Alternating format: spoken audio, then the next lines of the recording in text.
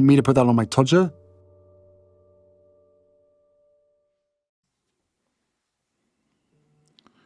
Harry's wife. We will show the children. Hello, I'm H.G. Tudor. Many narcissists are petty. A smaller group are not.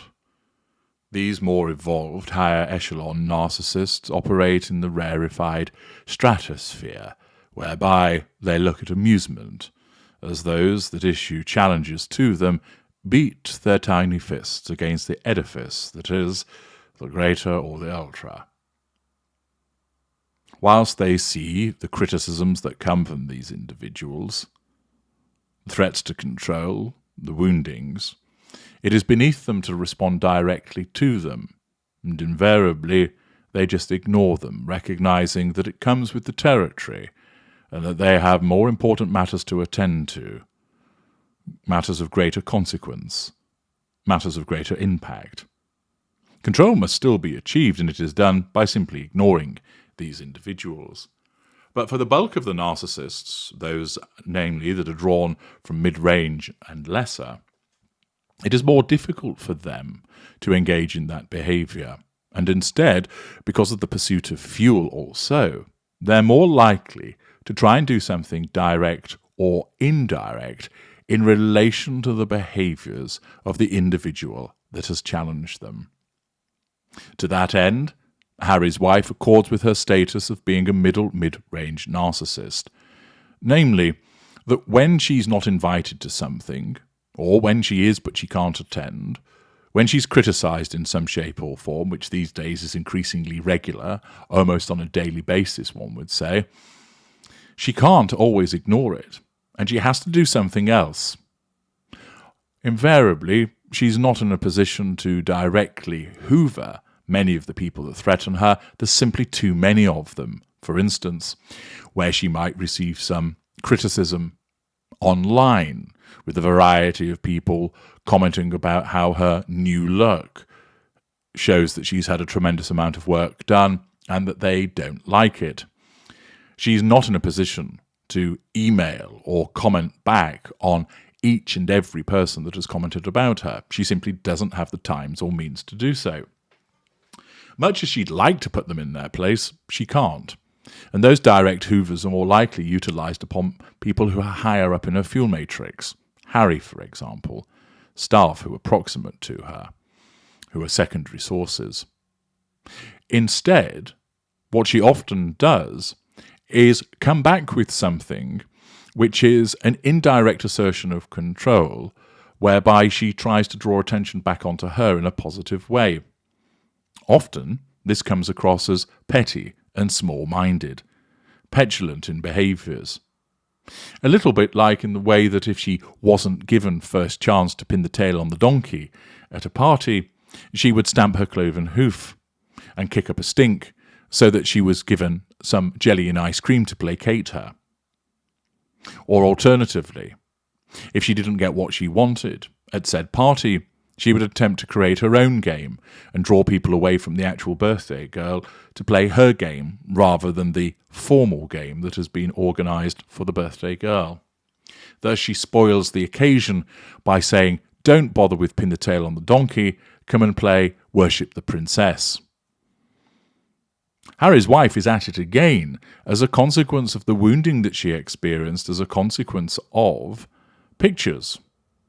Yes, according to the Irish Mirror, to be sure, Harry and Harry's wife may release their own snaps of Archie and Lilibet with the late Queen.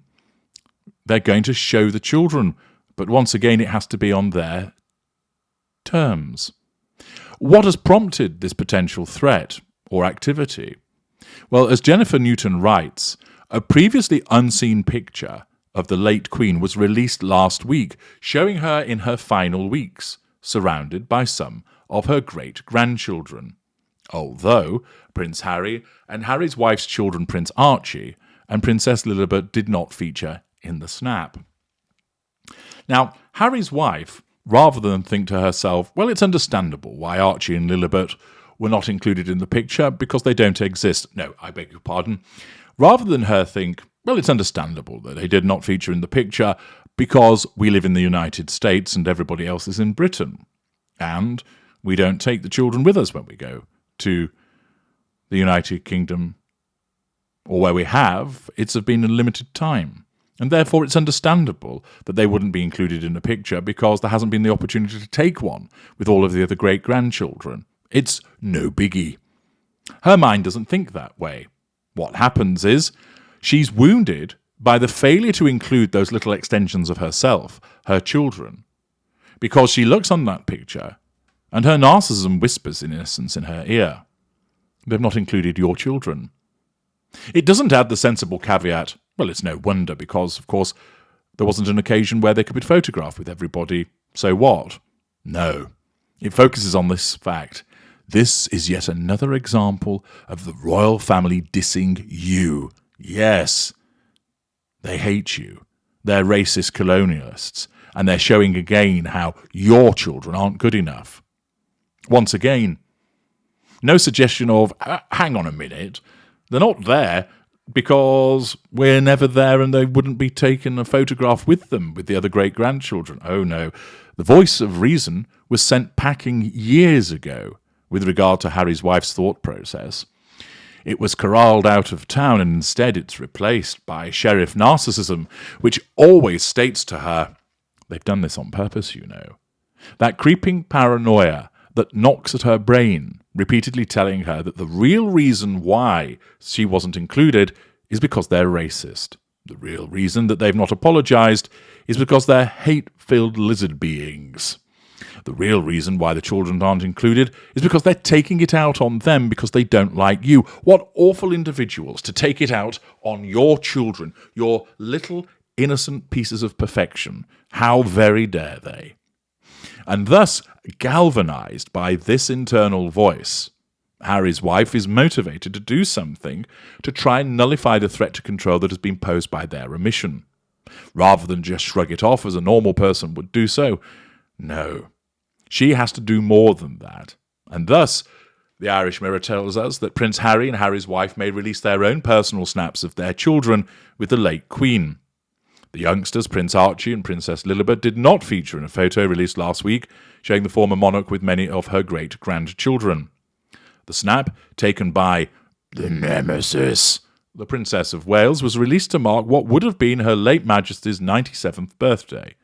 It was taken at her beloved Balmoral home last summer in her final weeks, with Harry and Harry's wife's children not featuring as they chose not to make the trip to the Scottish Highlands. Of course, the failure to attend that trip isn't given as a valid reason. No.